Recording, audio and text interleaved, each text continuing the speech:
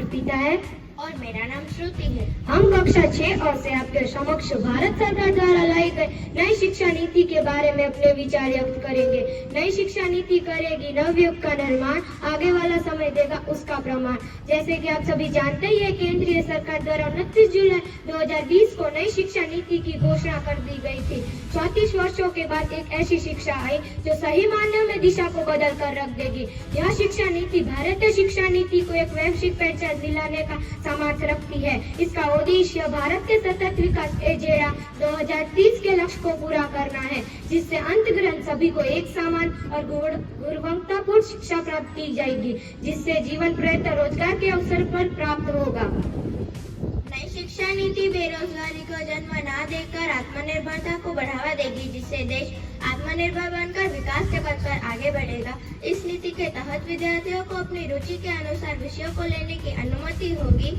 10+2 के शैक्षणिक ढांचे के स्थान पर 5+3+3+4 को लाया जा रहा है, जो किसी भी विकसित देश की शिक्षा से मिलता जुलता है। इस शिक्षा नीति की सबसे अच्छी विशेषता यह है कि इसके लागू होने के बाद कक्षा 6 से ही विद्यार्थियों को प्रशिक्षण दिया जाएगा, जिससे रोजपरक शिक्षा को भी बढ़ावा मिलेगा। सरकार ने जीडीपी के दर को भी 6% तक बढ़ाया है, जिससे शिक्षा व्यवस्था में भी सुधार आया है। यह शिक्षा नीति विद्यार्थी और शिक्षकों दोनों को ध्यान में रखकर बनाई गई है। अतः नई शिक्षा नीति भारत केंद्रित शिक्षा पर जोर देकर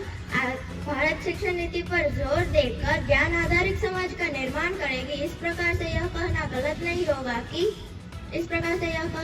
नहीं होगा कि नई शिक्षा नीति है आई सबके जीवन में है खुशियाँ लाई, मातृभाषा का है विस्तार, इस नीति का है आधार, खेल कूद और अन्य गतिविधियाँ, छोटे पालियों शिक्षा का आधार, विज्ञान गणित कला के द्वारा किया भविष्य के लिए तैयार।